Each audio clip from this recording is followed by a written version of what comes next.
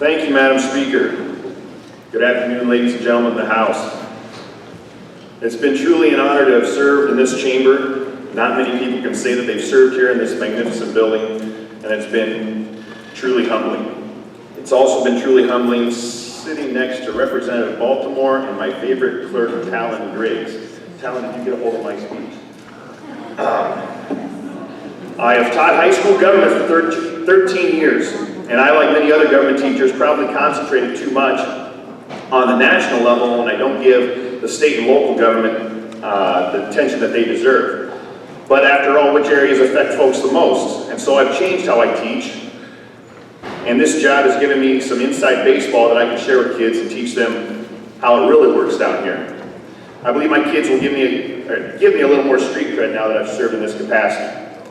What a great teaching tool that I have now, and I want to thank the Northland Community School District, especially the administration and the school board, for letting me have this opportunity to come down and serve.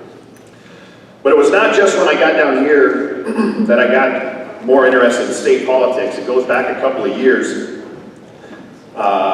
Myself and two other teachers were working on getting our master's in education administration. We started at Grand Canyon University. It was an all-online school, and I was not quite sure how it would go because I'm not exactly tech-savvy, and Aaron can attest to that. But the three of us decided to go for it, and I checked with the Department of Ed and the BOE to make sure everything was legit and would be accepted. We were told it was, so I shelled out the money and began the 2-year program. Unbeknownst to us, the rules were changed halfway through our program, and when we finished, the BOE said we could not get our license unless we had a license from the state that housed the university, in which case that was in Arizona. And in order to get a license in Arizona, you had to take an exam on the Arizona education system and Arizona's constitution, which was only offered in Arizona. We were informed we could appeal, but we'd have to apply for licensure and pay the $85, knowing we'd be denied, and then file that appeal. We did that, we were denied, and then our appeal was denied. So I was ticked, and I moped around for a day or so, and finally I thought, screw this, I'm calling my representatives. And so I called my representative at the time, Speaker Paulson, and my senator, Senator Swati Dandekar. And you know what, when I called, they answered. And that's what I tell folks all the time. This isn't Washington, D.C. We're the ones that answer our phones and our emails, and we get things done. And they got it done. And now, being down here, I see what a process it is to see an idea become a law, let alone in one session. It was during this experience that I was introduced to Jason Chapman, our education staffer. I was on the phone with him every day, checking on things, and my pestering has not stopped since. I want to thank you, Jason, for your help then, your help these last 4 years, and your friendship. I want to thank you to all the House Republican Caucus staff. You've been great to work with, and know that I have all of your cell phone numbers.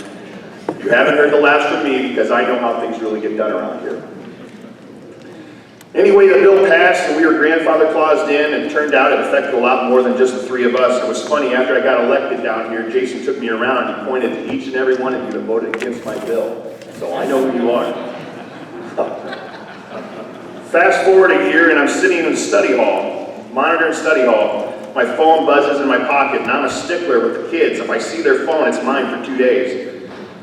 But I decide to look down, and it's Speaker Paulson calling me. I thought, well, maybe I should take this call. So I do, and he makes some small talk about this and that, and then he says, "You're Republican, right?" I'm like, well, yeah, I am. Well, he asked me to run, and now here we are, retiring together. Thank you for that call, Craig. Thank you for your leadership, and thank you for your friendship. I remember going to Lynn County forums where us Republicans are pretty outnumbered. And I was just a rookie, but the guy I was walking in with was the speaker, and that helped calm a lot of nerves. So here we are saying goodbye, and I'm proud of my time here. We've accomplished some good things. I believe I have made education a priority, and it's also been truly an honor to serve these last 2 years as the Veterans Affairs Chair, and looking out for the well-being of our Iowa veterans. Thank you, Christy, for keeping me on track. We've accomplished a lot over the last 4 years, and I feel that the state is better now than how I found it, and That's about all you can ask for. I believe I worked across party lines, and I hope that whoever represents House District 95 next year will do the same. I've had a great opportunity to serve in the majority, and I do not want to experience the minority. But pendulums swing, and I knew that if I ever wanted to get something done, if it did swing, I needed to be working with folks across the aisle. Representative Ronnie Marquardt, Representative Orth, Representative Ruff, and others, I enjoyed working with you on a number of bills, and I have your cell phone numbers too. Well, I will miss a lot of this circus, but I will miss the clowns probably most of all. I've so enjoyed getting to know all of you. Thank you to my clerk, Aaron, for all your hard work. Thank you for the lobby for helping me learn about different issues, and for many of your friendships. Some folks I got to know better than others, but one of the best times this session was sitting having a toddy at the Beechwood and getting to know Representative Helen Miller. I'm sorry that we waited until this year to do that. It's been great to meet the members of the new class and build friendships. Representative Wills and Representative Best, keep your phones handy and remember to work across party lines and get things done for the state of Iowa. And now for the guys. Former Representative Jeff Smith, thank you for your tutelage and friendship. Representatives Burns, Kaufman, my roomie Brian Moore, we've been pretty inseparable. The times we've had here I'll remember forever. You're true friends, I look forward to many more years of friendship.